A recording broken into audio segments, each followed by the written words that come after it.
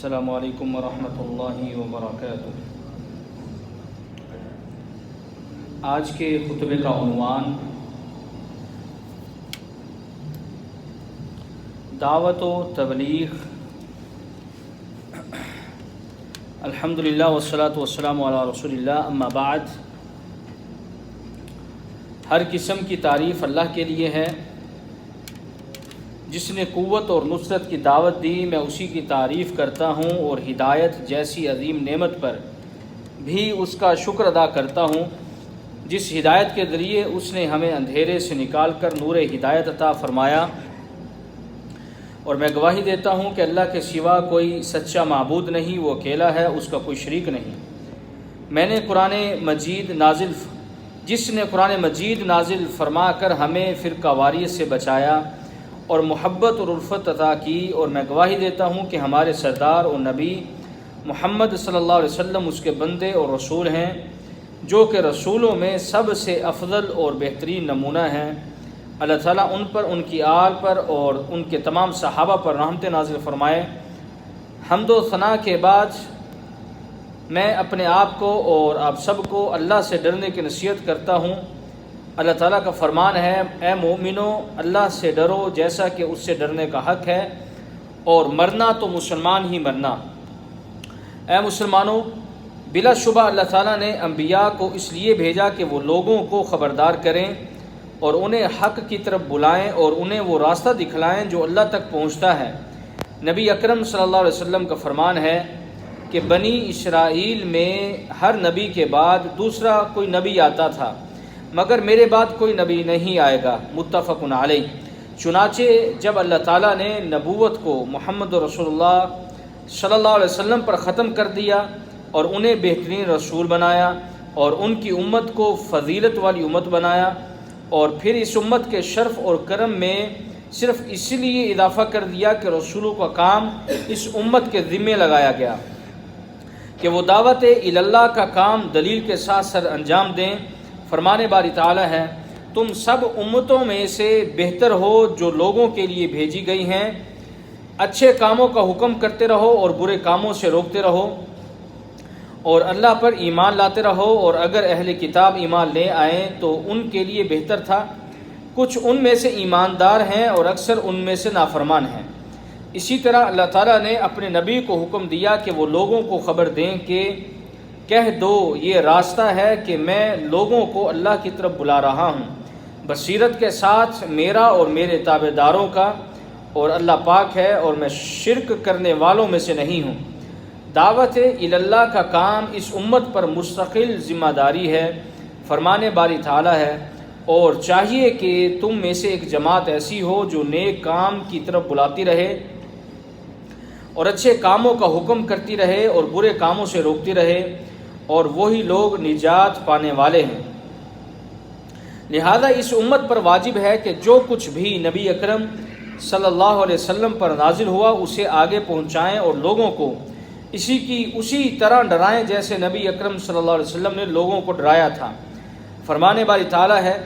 سو کیوں نہ نکلا ہر فرقے میں سے ایک حصہ تاکہ دین میں سمجھ پیدا کریں، اور جب اپنی قوم کی طرف واپس آئیں تو ان کو ڈرائیں تاکہ وہ بچتے رہیں۔ مزید اللہ تعالیٰ فرماتے ہیں، اپنے رب کے راستے کی طرف دانش مندی اور عمدہ نصیحت سے بلا، اور ان سے پسندیدہ طریقے سے بحث کر، بے شک تیرا رب خوب جانتا ہے کہ کون اس کے راستے سے بھٹکا ہوا ہے، اور ہدایت یافتہ کو بھی خوب جانتا ہے۔ مزید ارشاد فرمایا، اور اپنے رب کی طرف بلا، بے شک تو البتہ سیدھے راستے پر ہے۔ اللہ تعالیٰ مزید ارشاد فرماتے ہیں،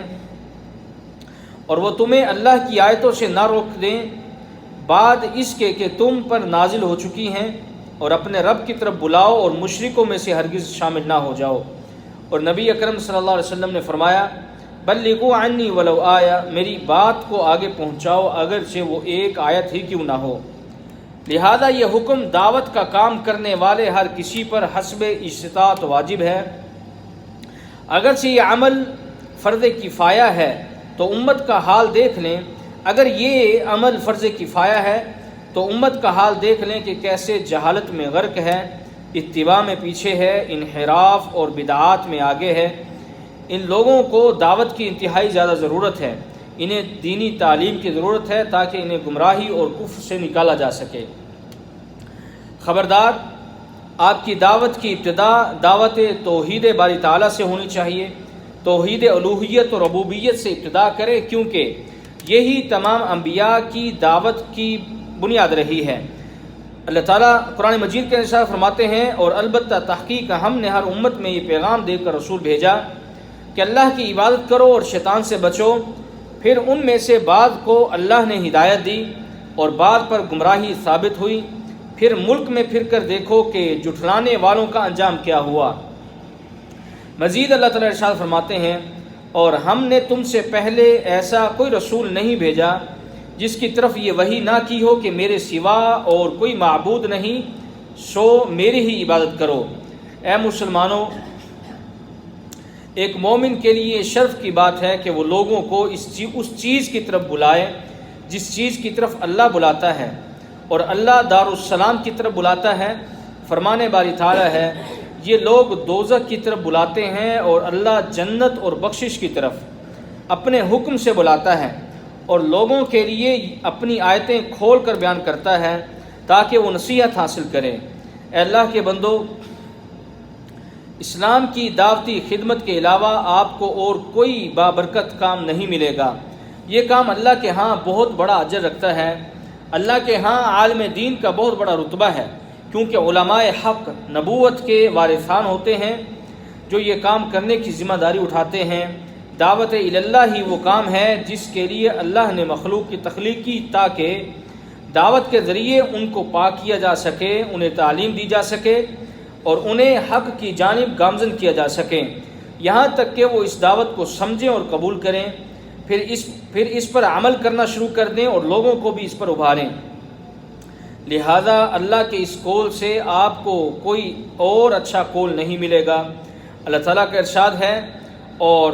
اس سے بہتر کس کی بات ہے جس نے لوگوں کو اللہ کی طرف بلایا اور خود بھی اچھے کام کیے اور کہا بے شک میں بھی فرما برداروں میں سے ہوں۔ اور نہ ہی اس کام سے آپ کو کوئی اور اچھا کام مل سکتا ہے۔ علامہ ابن قیم رحمہ اللہ فرماتے ہیں، اپنی امت کی اصلاح کے لیے تبلیغ کرنا بہت ہی عظیم عمل ہے، کیونکہ یہ انبیاء کا ورثہ ہے جو لوگوں تک پہنچایا جاتا ہے۔ حضرت ابو درداء رضی اللہ تعالیٰ عنہ فرماتے ہیں کہ نبی اکرم صلی اللہ علیہ وسلم نے فرمایا، وعظ و نصیحت ایک ایسا بہترین صدقہ ہے جس سے مومنین کی اصلاح ہوتی ہے۔ وہ مجلس سے اس حالت میں جدا ہوتے ہیں کہ دونوں کو ہی فائدہ حاصل ہوتا ہے۔ اور صحیحین میں بخاری میں یہ الفاظ ہیں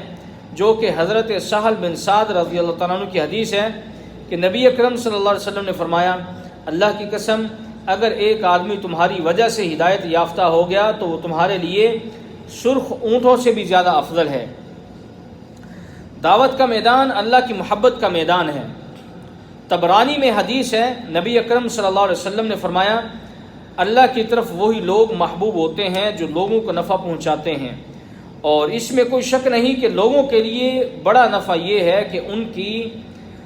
ان کے عقائد کی تصحیح کی جائے، ان کے دین کو سدھارا جائے، ان کے ایمان کو بڑھایا جائے،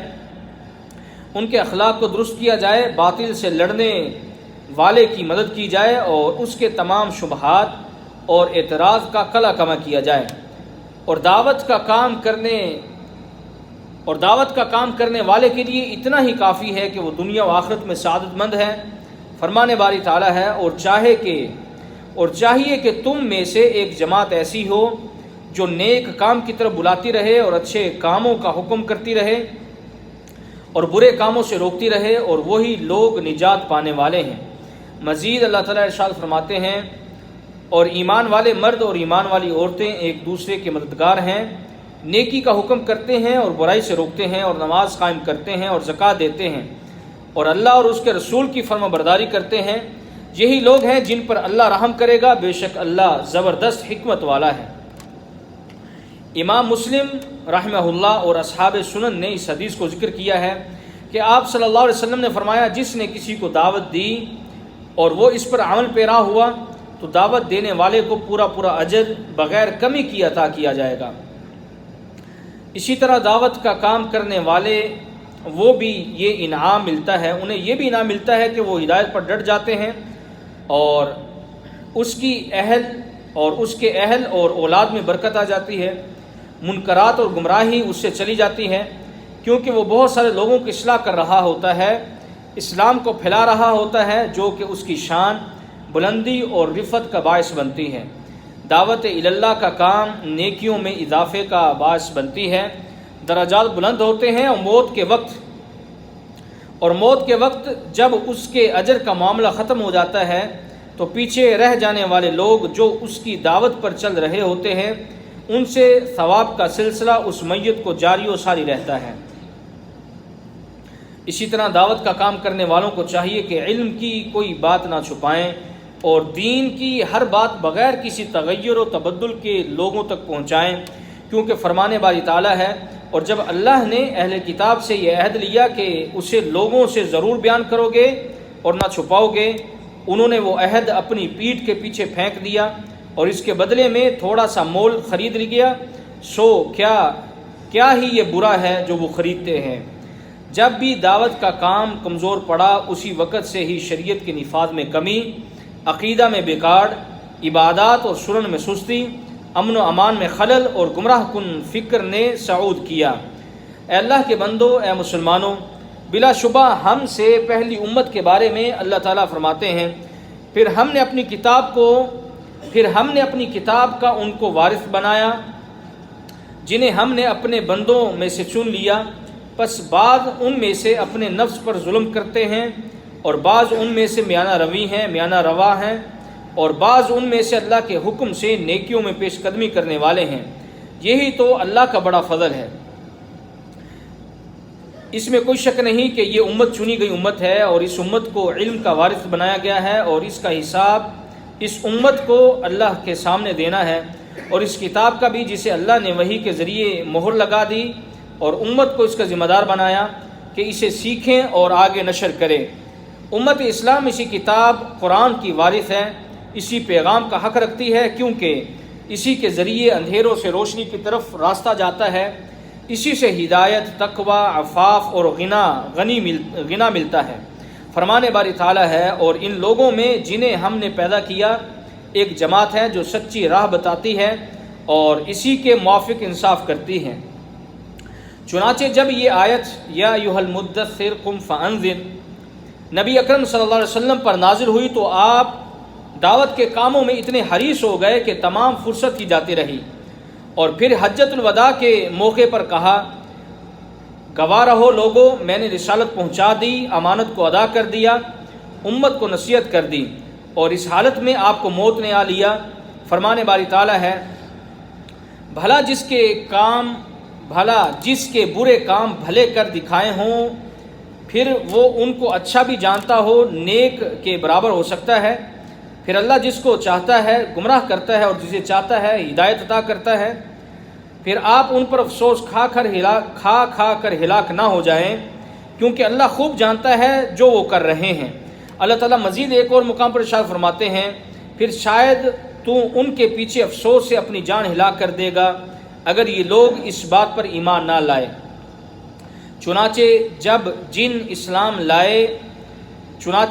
جن اسلام لانے کے بعد اپنی قوم کی طرف گیا تو اس نے دعوت اللہ کے ذریعے اپنے جنوں کو ڈرایا،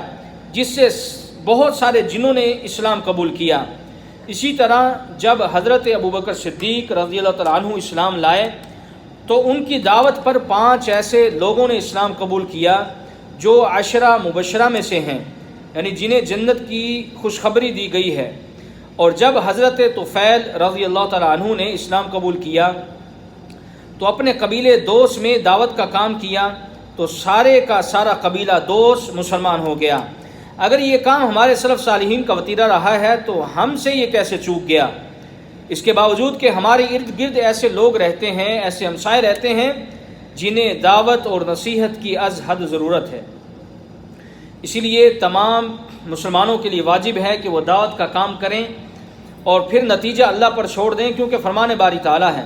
اور جنہوں نے ہمارے لیے کوشش کی ہم انہیں ضرور اپنی راہیں سمجھا دیں گے، اور بے شک اللہ